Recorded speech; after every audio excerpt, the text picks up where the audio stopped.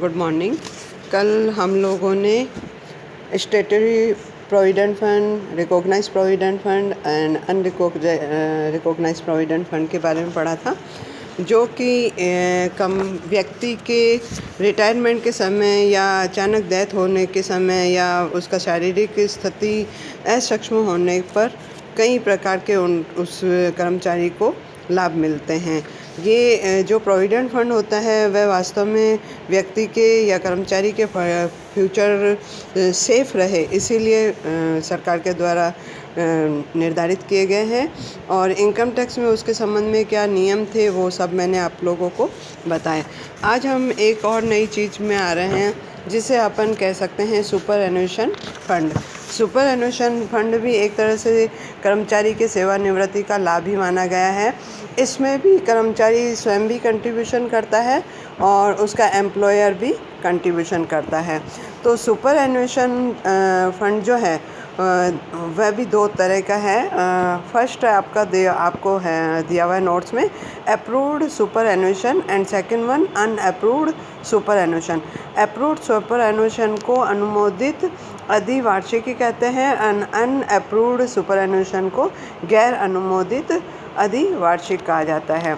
तो दोनों के संबंध में अलग अलग नियम दिए हुए हैं। हम ये कहें कि जो अप्रूव्ड सुपर एन्युएशन है उसके नियम लगभग स्टेटरी प्रोविडेंट फंड के समान या रिकॉग्नाइज्ड प्रोविडेंट फंड के समान है, और गैर अनुमोदित अधिवार्षिकी है या अनअप्रूव्ड सुपर एन्युएशन है तो उसके नियम सारे के सारे अप्रमाणित प्रोविडेंट फंड या अनरिकॉग्नाइज्ड प्रोविडेंट फंड के समान है। फिर भी इसके संबंध में क्या स्पेसिफाइड प्रोविजंस दिए हैं इनकम टैक्स के अंतर्गत, वो मैं आपके सामने नोट्स के आधार पर भी बता रही हूँ।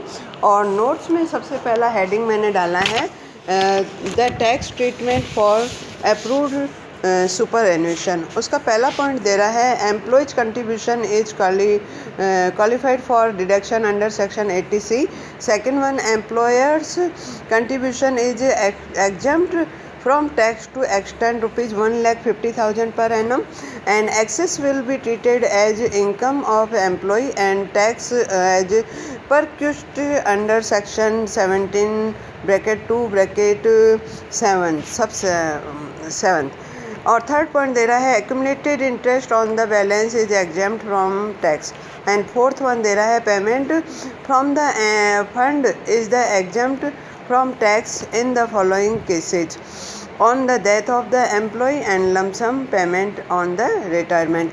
तो इसको मैं आप लोगों को समझा रही हूँ कि पहला पॉइंट ये कह रहा है कि अगर सुपर एन्युएशन फंड में एम्प्लॉयर और एम्प्लॉय का कंट्रीब्यूशन है तो इस दशा में एम्प्लॉय का जो कंट्रीब्यूशन होगा वह 86 के अंतर्गत कटौती योग्य माना जाएगा। सेकंड वन जो दे रहा है कि एम्प्लॉयर के द्वारा भी उस कर्मचारी के लिए सुपर एन्युएशन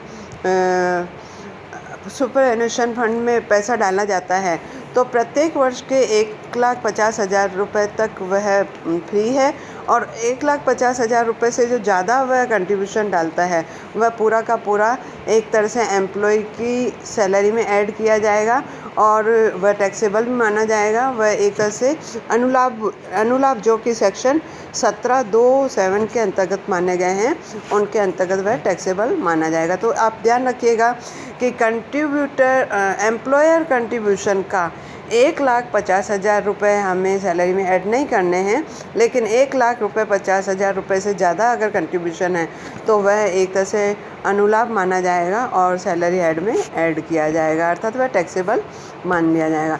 नेक्स्ट आपको थर्ड पॉइंट दे रहा है कि अगर जो भी हमारा एक्यूमुलेटेड अमाउंट हो गया है उस पे जो इंटरेस्ट बनता है तो वह भी आपका टैक्स फ्री माना जाएगा, किसमें, अप्रूव्ड सुपर एन्युएशन में। और चौथा पॉइंट दिया हुआ है कि यदि एम्प्लॉय के द्वारा उसकी डेथ पर उसकी विडो के द्वारा या उसके रिटायरमेंट के द्वारा उसके स्वयं के द्वारा लमसम अमाउंट निकाला जाता है या प्राप्त किया जाता है तो वह भी टैक्स फ्री है। तो इस प्रकार से ये तो हो गया आपके approved superannuation. Second one point heading मैंने लिखा है the tax treatment for the unapproved superannuation. जो गैर अनुमोदित अधिवार्षिकी है उसके संबंध में क्या ट्रीटमेंट है।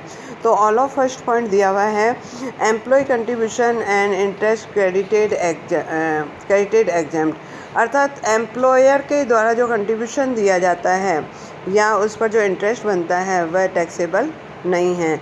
और second one, lump sum amount के संबंध में ठीक वही पॉइंट यूज किए जाएंगे जो कि हमने अप्रमाणित प्रोविडेंट फंड में किए थे, लेकिन इसमें फिर भी मैं इसमें आपको पूरा अच्छे से समझा देती हूँ।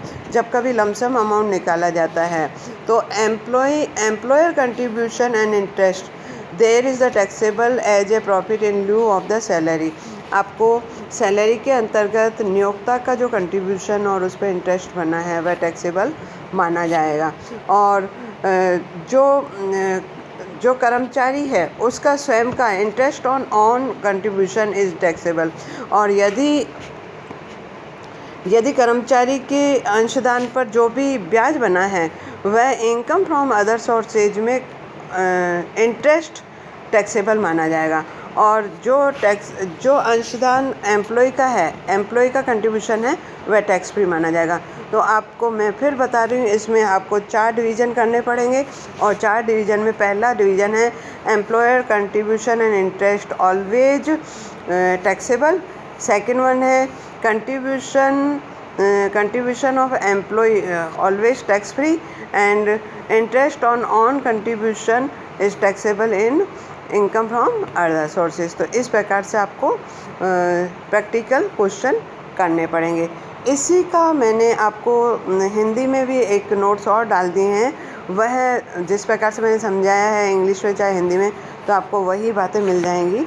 और थर्ड पेज पर फिर एक चीज़ हमारे सामने और आती है कि हमने करीब सैलरी का पूरा चैप्टर पढ़ लिया, जितने भी इसके इम्पोर्टेंट टॉपिक थे वो सारे पढ़ लिए। तो इस प्रकार से जितनी भी सैलरी बनती है, जैसे basic salary, commission, bonus, rent free accommodation, इसी प्रकार एंटरटेनमेंट अलाउंस या आपको ग्रेच्युटी मिलती है, पेंशन मिलती है या प्रोविडेंट फंड मिलते हैं, ये सारी बातें हम पढ़ चुके हैं। तो इन सब की टोटल करने पर हमारे पास क्या आ जाती है, ग्रॉस सैलरी आ जाती है। तो उस ग्रॉस सैलरी में क्या क्या आपको डिडक्शन मिलते हैं, इसके बारे में नेक्स्ट पेज पर दिया हुआ है, जो मैंने आपके सामने खोल दिया है। इसमें आपको दे रहा है